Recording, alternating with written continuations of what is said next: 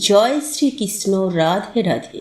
বন্ধুরা, বছরের 24টি একাদশীর মধ্যে এই ইন্দিরা একাদশীর মাহাত্ম্য অনেক অনেক গুণ বেশি। কারণ শাস্ত্র অনুসারে বন্ধুরা, এটি আশ্বিন মাসের শেষ একাদশী, ইন্দিরা একাদশী। বন্ধুরা, শাস্ত্র বলছে যে এই একাদশী তিথি পালন করলে বা সামান্য কিছু কার্যে এই দিনে সেই ব্যক্তির জীবনে ভগবান সুখ, শান্তি, সৌভাগ্যে ভরিয়ে দেন। যেমন যে ব্যক্তি এই দিনে সকালে ঘুম থেকে উঠে এই জিনিসের দর্শন করে এই শব্দটি বলে বা এই একাদশী তিথি পালন করে, সেই ব্যক্তির জীবনে ভগবান শ্রীকৃষ্ণ ও রাধারানীর কৃপায় ভালো জিনিস অবশ্যই ঘটে। যা বন্ধুরা 27শে সেপ্টেম্বর শুক্রবার বেলা 1:20 থেকে পরের দিন 28শে সেপ্টেম্বর দুপুর 2:49 পর্যন্ত এই একাদশী তিথি থাকবে। ফলে উদয়া তিথি অনুসারে আগামী 28শে সেপ্টেম্বর শনিবার পালিত হবে ইন্দিরা একাদশীর ব্রত। 2024 সালে ইন্দিরা একাদশী এবং বন্ধুরা, এর পালনের শুভ সময় হচ্ছে পরের দিন অর্থাৎ 29শে সেপ্টেম্বর রবিবার দিন 5:55 থেকে সকাল 9:47 পর্যন্ত। ফলে এই মহা একাদশী চলাকালীন বন্ধুরা, এই সামান্য খাবারটি আপনারা একটু হলেও সবাই অবশ্যই গ্রহণ করবেন। এতে সারা বছর বন্ধুরা আপনারা ভগবানের কৃপায় সুস্থ এবং ভাগ্যশালী হবেন।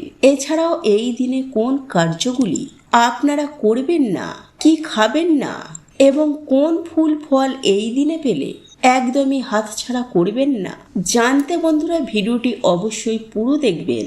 তাই সবার আগে চলুন বন্ধুরা আমরা জেনে নিই যে এই দিনে সকালে আপনারা চোখ খুলে কোন কার্যটি করবেন। বন্ধুরা, আশা করছি আপনারা সকলেই ভালো আছেন এবং সুস্থ আছেন। যদি বন্ধুরা আপনারা আপনাদের জীবনে সুখ, শান্তি, সমৃদ্ধি পেতে চান বা যদি আপনার ইচ্ছা পূর্ণ করাতে চান, তাহলে আজকে যে প্রক্রিয়াটি আপনাদেরকে জানাতে চলেছি তা প্রত্যেক দিন সকালে ঘুম থেকে ওঠার পর এইভাবে নিজের মনের ইচ্ছা ঈশ্বরকে বলুন।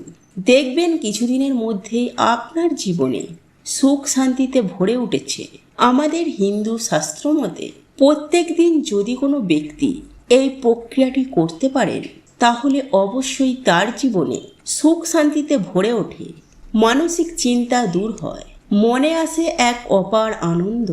ঈশ্বরের কৃপায় তার জীবনে এতই উন্নতি হয় যে আশেপাশে সকল ব্যক্তি দেখে অবাক হয়ে যায়। তাই যদি বন্ধুরা আপনারা কয়েকদিন নিষ্ঠাভাবে এই প্রক্রিয়াটি করতে পারেন, তাহলে অবশ্যই বন্ধুরা আপনারা কিছুদিনের মধ্যেই এর প্রভাব লক্ষ্য করবেন। তাই বন্ধুরা এই ভিডিওটিতে আমরা জানব যে সকালবেলায় ঘুম থেকে উঠে আপনারা কি করবেন। তার আগে বন্ধুরা ভিডিওটিতে একটি লাইক করে কমেন্টে হর হর মহাদেব ও জয় শ্রীকৃষ্ণ, রাধে রাধে অবশ্যই লিখুন।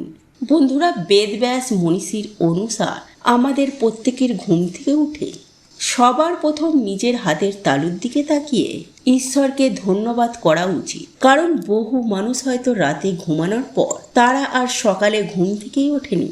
বহু মানুষ রাতের বেলায় তার প্রিয়জনকে হারিয়েছে। কিন্তু ঈশ্বরের বিশেষ কৃপা যে আমাদের সাথে বন্ধুরা এমন কোনোটাই হয়নি। তাই এর জন্য আমাদের সকালবেলা ঘুম থেকে উঠেই হাতের তালুর দিকে তাকিয়ে পরমাত্মাকে ধন্যবাদ দেওয়া উচিত। কারণ বন্ধুরা আমাদের এই হাতের তালুতেই সমস্ত দেবদেবীর বাস হয়।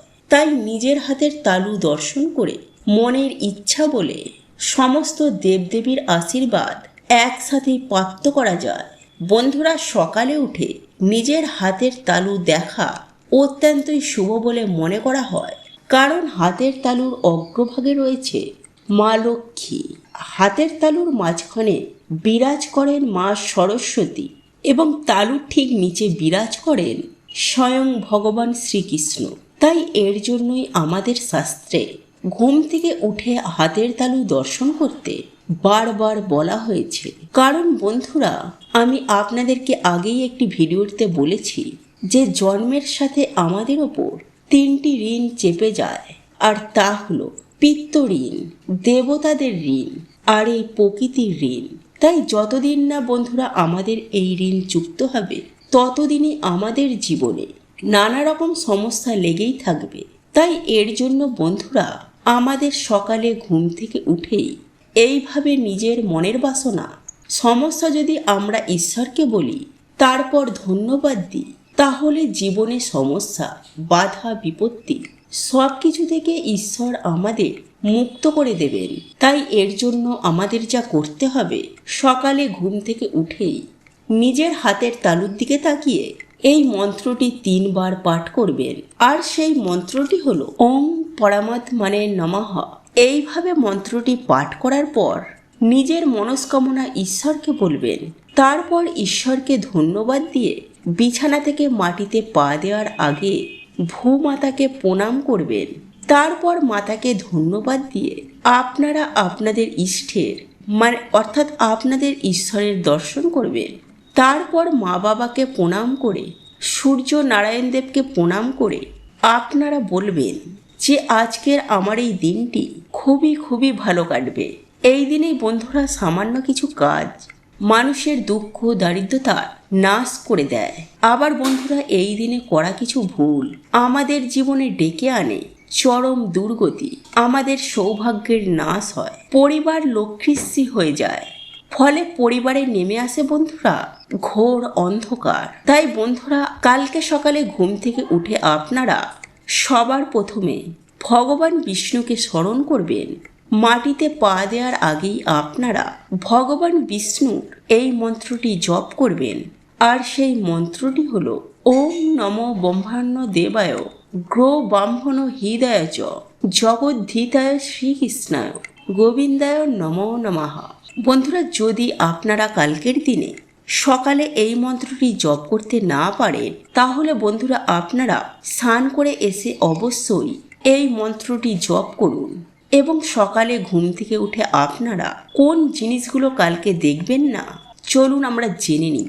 বন্ধুরা সকালে ঘুম থেকে উঠেই আপনারা কোনো কিছু দর্শনের আগে ভগবানের দর্শন করুন।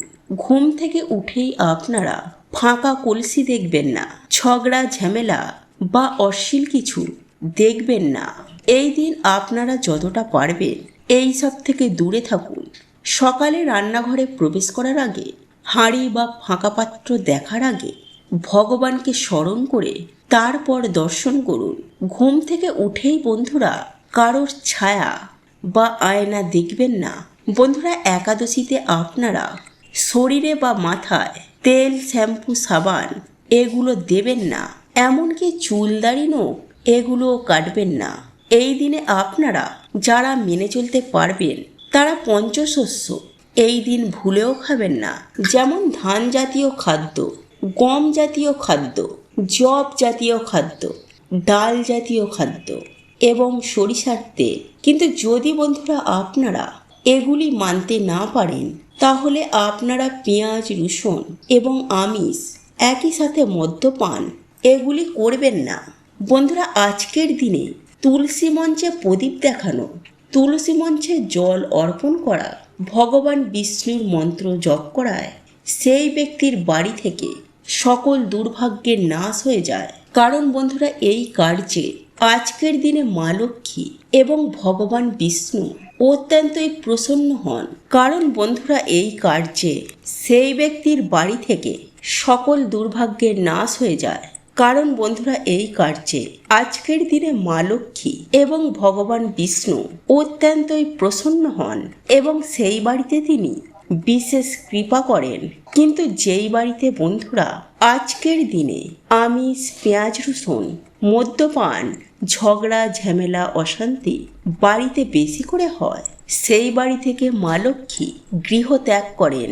তাই আজকের দিনে বন্ধুরা আপনারা কিন্তু এই ভুলগুলোকে একদম করবেন না। এবং পরের দিন দ্বাদশীর দিনে আপনারা তুলসী পত্র কিন্তু ভুলেও চয়ন করবেন না। আজকের দিনে তোলা তুলসী পত্র আপনারা কালকে ভগবানকে ভোগে নিবেদন করবেন। নাম্বার 2, তাই বন্ধুরা আপনারা আজকের দিনে সন্ধ্যাবেলায় ভালো করে হাত পা ধুয়ে, পারলে একটি সাদা বা হলুদ বস্ত্র পরে আপনারা প্রত্যেক দিন যেভাবে আপনারা সন্ধ্যা আরতি করেন, তুলসী মঞ্চে যেমনভাবে প্রদীপ দেখান, ঠিক তেমনই বাড়িতে আপনারা একটি প্রদীপ ধরিয়ে ওং ভগবতে বাসুদেবায় নমঃ এই মন্ত্রটি বলে তুলসী মঞ্চে গিয়ে সেই প্রদীপ দেখিয়ে আপনারা মা তুলসীকে প্রণাম করে মায়ের আশীর্বাদ নেবেন। এরপর আপনারা ঠাকুর ঘরে এসে একটি ঘিয়ের প্রদীপ ও একটি তেলের প্রদীপ জ্বালিয়ে আপনারা মা লক্ষ্মীর ও ভগবান বিষ্ণুর উদ্দেশ্যে একটি 1 টাকার কয়েন, যে কোনো সাদা ফুল বা হলুদ ফুল এবং মা লক্ষ্মীর উদ্দেশ্যে লাল ফুল এবং বাতাসা, এই 3টি জিনিস আপনারা মাকে অর্পণ করে একাদশীর ব্রত মাহাত্ম্য কথা, গীতা পাঠ, লক্ষ্মী পাঁচালী বা ভগবান বিষ্ণুর যে কোনো মন্ত্র আপনারা 21 বার, 51 বার বা 108 বার আপনারা জপ করবেন।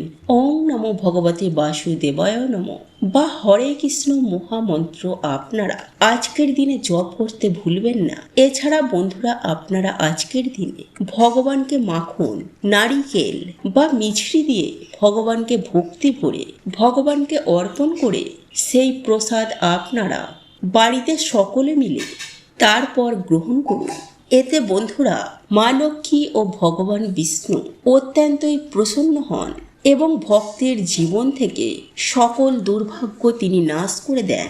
তারপর বন্ধুরা সেই 1 টাকাটিকে আপনারা পুজোর পর আপনাদের বালিশের মধ্যে রেখে রাতের বেলা ঘুমিয়ে পড়বেন এবং পরের দিন আপনারা স্নান করে ভগবানের পুজো অর্চনা করার পর সেই 1 টাকাটিকে আপনারা আপনাদের মানি ব্যাগ বা সিন্ধু বা লক্ষ্মীনারায়ণের চরণে সেই 1 টাকাটিকে আপনারা রেখে দেবেন। এতে বন্ধুরা মায়ের কৃপায় আপনাদের জীবন থেকে সকল দুর্ভাগ্যের নাশ হয়ে যাবে এবং আপনাদের পরিবারে আবার ফিরে আসবে অফুরন্ত সুখ ও শান্তি। বন্ধুরা, এই মাস চলাকালীন 108টি তুলসী পাতা জোগাড় করে আপনারা একটি মালা গেঁথে ভগবান শ্রীকৃষ্ণকে নিজের মনোবাসনা বলে অবশ্যই পরিয়ে দিন। পারলে একটু চোখের জল বার করে সন্তান যেমন পিতার কাছে আবদার করে, বায়না করে, ঠিক তেমনভাবেই আপনারা আপনাদের মনোবাসনা বলবেন। দেখবেন বন্ধুরা যে অবশ্যই আপনাদের মনোবাসনা ভগবান খুব শীঘ্রই পূরণ করে দিয়েছে। বন্ধুরা, এই মাসে আপনারা গরুকে রুটির সাথে গুড় মিশিয়ে যদি খাওয়াতে পারেন তাহলে অবশ্যই খাওয়ান, বা বাড়িতে কোনো পশু পাখি এলে তাদের কিছু খাওয়ালে স্বয়ং নারায়ণের কৃপা প্রাপ্ত হয়। এছাড়াও এই মাসে বন্ধুরা গঙ্গা স্নান কোনো কন্যা সন্তানকে বা কোনো ব্রাহ্মণকে বা কোনো অসহায় ব্যক্তিকে ভগবানের স্বরূপরূপে কোনো অন্ন বা বস্ত্র দান করলে মহাপুণ্যই বন্ধুরা সকল দুর্ভাগ্য নাশ হয়ে যায়। ভগবানের কৃপায় সেই ব্যক্তির জীবনে এসে পড়ে পরম সৌভাগ্য। এছাড়াও এই মাসে বন্ধুরা কাউকে হলুদ কিছু দান করা, হলুদ বস্ত্র পরিধান করে বাড়িতে মায়ের পুজো আরাধনা করা। এছাড়াও এই মাসে বন্ধুরা লক্ষ্মী কড়ি, শঙ্খ, গুড়ের পায়েস, মিছরি বা মাখন এবং যে কোনো ধরনের লাল ফুল, পদ্ম ফুল, নারিকেল, আমলকি এই ফুল এবং ফল দিয়ে, অর্থাৎ এই খাবার দিয়ে বা এই জিনিসগুলি দিয়ে বাড়িতে মায়ের পুজো আরাধনা করলে, ভগবান বিষ্ণু বা মা লক্ষ্মীকে অর্পণ করলে, এছাড়া বাড়িতে তুলসী পাতা এবং তুলসী মঞ্জুরি এনে ভগবানকে নিবেদন করলে সেই ব্যক্তির মনোবাসনা কখনোই অপূর্ণ থাকে না। বন্ধুরা, আজকের এই ভিডিওটি যদি আপনাদের পছন্দ হয়ে থাকে তাহলে ভিডিওটি লাইক করুন, কমেন্ট করুন এবং বন্ধুদের সাথে শেয়ার অবশ্যই করুন। মনে রাখবেন, আপনার একটি শেয়ার অনেক মানুষকে উপকৃত করতে পারে। আপনি যদি সনাতনী পম্পা ইউটিউব চ্যানেলে এখনো পর্যন্ত নতুন হয়ে থাকেন তাহলে চ্যানেলটি অবশ্যই সাবস্ক্রাইব করবেন এবং পাশে থাকা নোটিফিকেশন বেল আইকনটি ক্লিক করবেন। এইরূপ নিত্য নতুন ভিডিও সবার আগে দেখার জন্য ঈশ্বর আপনার মঙ্গল করুন। আপনি সুস্থ থাকুন, ভালো থাকুন।